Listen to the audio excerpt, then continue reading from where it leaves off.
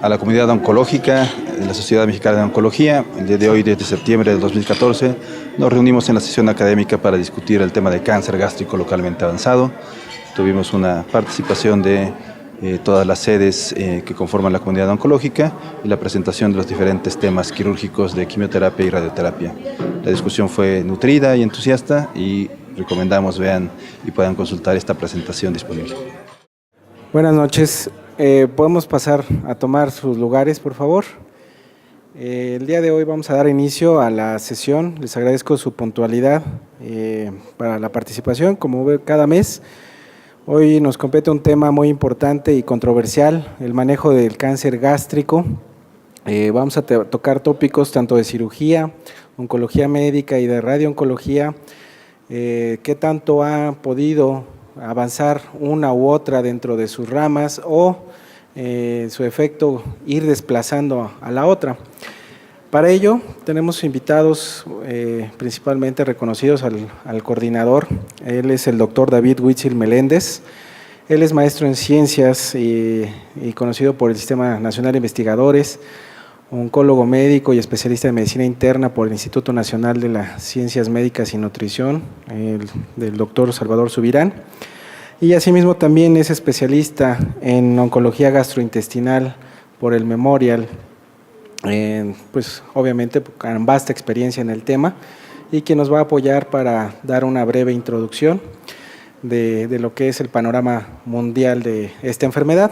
Asimismo vamos a continuar con el doctor Gustavo Tobar, cirujano oncólogo del Hospital General de México, en cuestión pues del manejo quirúrgico, para después dar el paso al doctor Francisco Escobar para darnos el manejo de la quimioterapia en relación a la enfermedad locorregionalmente avanzada, y por último a la doctora Laura Cristel, radiooncóloga también del Hospital General de México, con las indicaciones de radioterapia en dicha enfermedad. Pues sin más preámbulos, nada más recordarles, el día de hoy no tenemos la votación digital a través de los sistemas de teléfonos inteligentes, pero tenemos un control, va a ser como las antiguas sesiones que se hacían. Al final va a haber interacción con casos clínicos y pues preguntas abiertas al público con el micrófono. Bienvenidos todos. Sí, buenas noches. Gracias por la invitación para coordinar este evento de la ESMEO. Bienvenidos a la sesión académica. Hoy discutiremos el tema de cáncer gástrico. Decidimos enfocar la revisión hacia el cáncer gástrico que puede ser tratado con intención curativa. Vamos a dejar de lado en esta discusión un poquito la enfermedad avanzada, vamos a dejar de lado las terapias muy tempranas que pueden ser tratadas con alternativas endoscópicas o solo quirúrgicas, y nos vamos a centrar en ese grupo de pacientes que todos vemos y que si hacemos las cosas bien podemos maximizar sus probabilidades de supervivencia. Cáncer gástrico, más de 700,000 muertes al año, es un tema que los oncólogos médicos, quirúrgicos y radiooncólogos tenemos que pues dominar para poder ofrecer a nuestros pacientes el máximo beneficio.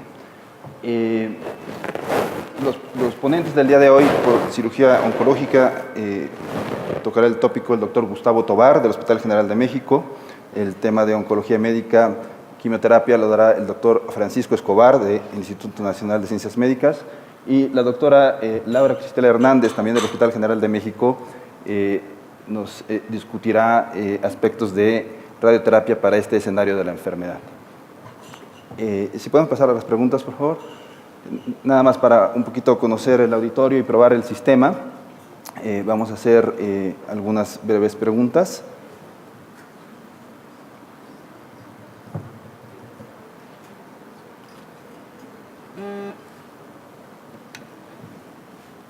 Sí, entonces si podrían responder a la pregunta de cuál es su institución sede, quiénes estamos representados aquí.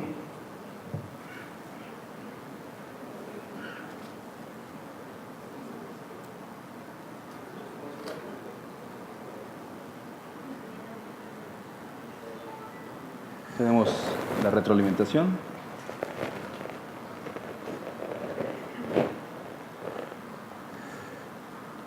Muy bien, entonces trae porra el Hospital General de México por sus ponentes, pero bueno, estamos representados la mayor parte de nosotros. La siguiente pregunta, por favor.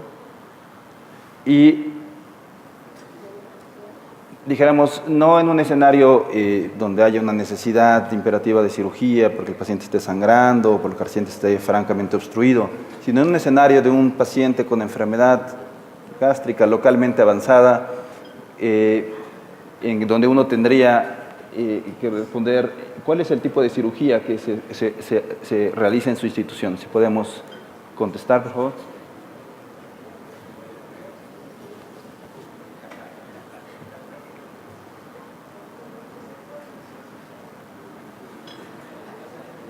Tenemos la retroalimentación. Bueno, que son instituciones donde la disección de 2 al parecer es la más favorecida y la de 1 también. La siguiente pregunta, por favor. Tenga cuidado con el micrófono, se está tallando cuando saco el otro micrófono. Por eso. Sí. Perdón. Ok.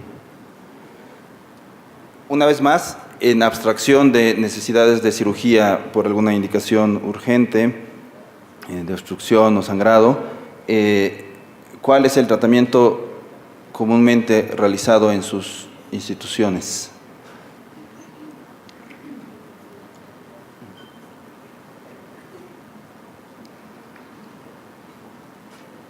Y si podemos tener la retroalimentación de la pregunta.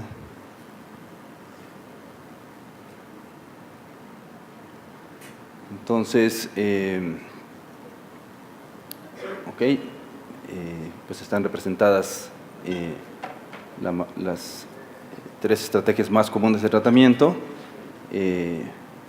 La mayor parte de los centros, al parecer, empiezan con cirugía seguida de alguna estrategia adyuvante y declaran que nadie utiliza solo cirugía, aunque tengo dudas al respecto. Regresemos a eso más adelante. Entonces, con esto en mente, quisiera lanzar un tanto cuanto un reto al auditorio y a los ponentes. Lo discutí con ellos antes de hacer sus presentaciones. Al final del día, cuando discutamos los casos, lo que les voy a preguntar, que nos traten de clarificar en sus presentaciones, es algunos aspectos. El primero es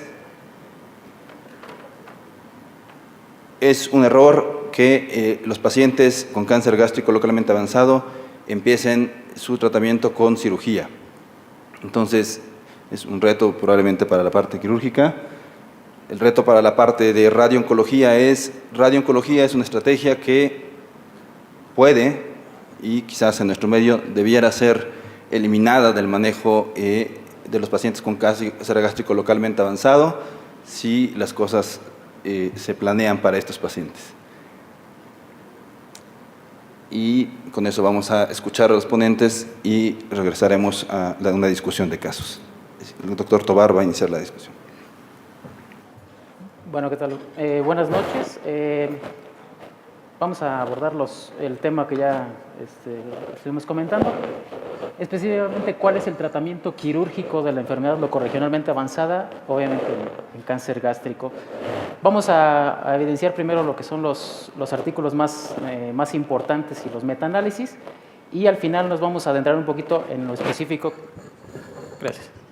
En lo específico con lo que se realiza en nuestra institución.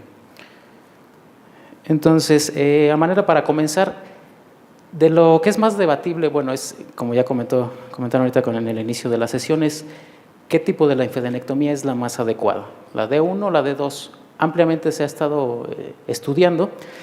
Es imperativo no mencionar el estudio Dodge, nada más para recordar el objetivo de este estudio, pues únicamente evaluar D1 versus D2 en cuanto a sobrevida y recurrencia, específicamente en pacientes con intento curativo. Los métodos, ya muchos que ya leyeron el artículo, bueno, 80 hospitales, 711 pacientes, 380 para D1, 331 para D2. ¿Cuáles fueron sus resultados? Bueno, aquí tenemos a grandes rasgos cuáles son los resultados D1 versus D2. La sobrevida a 15 años, mayor para D2. Así como también la tasa de mortalidad operatoria, tasa de complicaciones y la tasa de reoperación, mayor con respecto a D2 versus D1. ¿Qué apoya con la D1 o en aspecto negativo? Bueno, mayor recurrencia local, mayor recurrencia regional y la tasa de mortalidad en relación específica con cáncer gástrico. ¿Cuáles fueron sus conclusiones de este estudio? Bueno, la D2 ya se demostró una menor recurrencia locorregional, menor mortalidad relacionada con la neoplasia, sin embargo, mayor mortalidad y morbilidad posoperatoria. ¿Qué es lo importante de este artículo? Bueno, es importante mencionar en el seguimiento, la D2 con realización de esplenectomía y pancreatectomía distal aumentó mucho, obviamente, la morbilidad y la mortalidad posoperatoria debido a la remoción de, de las estaciones 10 y 11. En el artículo menciona que el 13% se realizó esplenectomía, 11%, perdón, y 3% pancreatectomía distal, estableciendo ellos que, a manera también de conclusión, que los factores de riesgo más importantes son mayores de 65 años, el género masculino, el tipo de gastrectomía que se realizó, así como la esplenectomía y la pancreatectomía. A partir de ahí, se han establecido varios metaanálisis también comparando D1 versus D2. Los más importantes en este aspecto pues son 5 específicos. El sudafricano, el famoso Dodge, el Medical Research Council del Reino Unido, el de Hong Kong y el artículo italiano de De Giulio del 2004. A grandes rasgos, con este metaanálisis, bueno, actualizar cuáles son los estudios comparativos D1 versus D2. Los métodos, desde el 85 hasta el 2010, una gran revisión y estableciendo cuál es el estadio, la linfadenectomía, que es la preponderante o es el objetivo de este tema, D1, D2, y la resección esplénica o pancreática versus su preservación. De estos 5 estudios más grandes, se identificaron 1.642 pacientes, pues prácticamente 845 y 797 para D1 y D2 respectivamente. ¿Qué es lo que encontraron? Ellos lo englobaron en resultados a corto plazo y a largo plazo.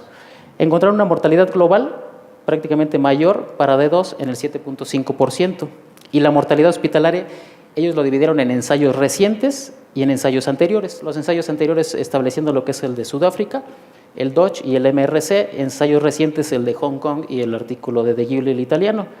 En estos 3 primeros que mencioné, bueno, la mortalidad hospitalaria pues es mayor en la D2, pero en esos ensayos recientes de Hong Kong y el italiano se estableció que la D1 versus la D2 pues prácticamente está similar, ¿no? Mortalidad hospitalaria para la realización de la esplenectomía, pues obviamente mayor para la D2 hasta en un 27% y la esplenectomía con pancreatectomía también hasta en el 13.7% de la D2.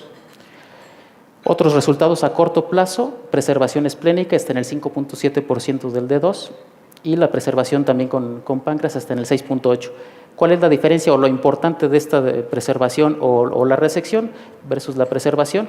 De 5.9% hasta 16.1%. Las tasas de reoperación, como ya habíamos mencionado en el artículo del Dodge, pero también en se concluye que es obviamente mayor para la D2 hasta en un 11.4%. Los resultados a largo plazo de este metaanálisis, la sobrevida a 5 años, de 43% para D1 y de 44.9% para D2, no estadísticamente significativa. La profundidad también, dependiendo, obviamente si es un T1 o T2, pues prácticamente 55 y 52 para D1, D2 respectivamente, y pacientes con tumores más profundos están en el 13% para D1 y 19% para D2. Y la sobrevida a 5 años con preservación esplénica y pancreática, pues prácticamente con una diferencia del 11%. ¿Qué es lo que concluye este metaanálisis? Pues prácticamente que la cirugía D2, como ya bien mencionamos, aumenta la morbilidad y la mortalidad, sin embargo, no se puede comparar todos estos estudios tan importantes debido a que los 3 primeros se realizó la esplenectomía y la pancreatectomía y en estos últimos se preservó completamente, sobre todo el artículo italiano. Entonces, a manera de conclusión, ellos refieren que la D2 con preservación no es estadísticamente significativa versus la D1, no así la D2 sin preservación, ahí sí aumenta mucho la morbilidad y la mortalidad. Algunos otros cotejos importantes, por ejemplo, en este artículo son niveles de evidencia 1A específicamente. Para realizar por el doctor Gu, 221 pacientes a manera de comparar la D1 versus la D3, principalmente la sobrevida a 5 años, 59% para D3 versus 53% para D1, para la sobrevida, como mencioné, a 5 años. Debatible de este artículo, que pues prácticamente se menciona que fueron 3 cirujanos, todos orientales, con gran entrenamiento, en una institución únicamente, entonces pues no se puede llegar a comparar como tal en el aspecto de tomarlo a manera aquí en Occidente. Otros estudios, por ejemplo, la realización de la esplenectomía versus la preservación esplénica, específicamente en tumores gástricos proximales, 207 pacientes, 104 y 103 para realización con esplenectomía y preservación respectivamente, no encontrando diferencia estadísticamente significativa en el caso específico de tumores gástricos proximales. Algunos otros aspectos importantes que realizar: gastrectomía total, subtotal. Esto pues ya está bien establecido, mucho va a depender de la localización del tumor, obviamente. La gastrectomía total versus… En cuanto a la mortalidad, pues los estudios volvemos a los grandes, el Dutch y el del Reino Unido. Se realizó gastrectomía subtotal con realización de D1 en el 3% y D2 en el 7% para fines de mortalidad, y en cuanto a gastrectomía total, con realización de D1 en 5% y D2 en el 14% para fines también de mortalidad. En este artículo también se menciona por parte del autor Bossetti cuáles son los márgenes ya bien establecidos en las guías de la NCCN, que son márgenes proximal y distal de 5 centímetros. Sin embargo, él menciona que márgenes negativos para tumores un poco más profundos deberían ser más de 6 centímetros, ya que de 3 a 6 centímetros se encuentra un tumor microscópico ya en la pieza de patología hasta en un 4.8%, y cuando el margen proximal es de 1 a 3 centímetros, la positividad en la pieza definitiva es hasta en el 7.1%. Específicamente para la lesión de tumor proximal, bueno, entendemos que hay una recurrencia global bastante importante, específicamente de tumor proximal, para cuando se realiza una gastrectomía proximal con una recurrencia hasta del 39.5% versus gastrectomía total 4.8%. En eso no es debatible. Y los márgenes de resección proximal, específicamente igual en tumor proximal, cuando es de menos de 1 centímetro, 30%, 1 a 2, 14%, y más de 2 hasta en el 8%. ¿Qué es lo que se concluye en pacientes con un T bajo de buen pronóstico, como el tipo intestinal, es suficiente un margen de 2 centímetros, de acuerdo a ellos. Pacientes con mayor profundidad, con otras características como pueden ser pobremente diferenciados y el tipo intestinal, tipo difuso de la clasificación de Lauren, con más de 6 centímetros es lo que ellos sugieren. Sin embargo, como ya mencionamos, también en las guías pues ya está bien establecido. Este otro aspecto debatible, ya tomando en cuenta la linfadenectomía D1, D2 y la D3, ¿qué es lo que encontramos en el aspecto de la neoadjuvancia o quimio-radio versus la cirugía únicamente? Este estudio del Cochrane del 2013 se dio la tarea, en cuanto a los objetivos, de evaluar el efecto de la quimioterapia perioperitorio para adenocarcinoma gastroesofágico en cuanto a la sobrevida.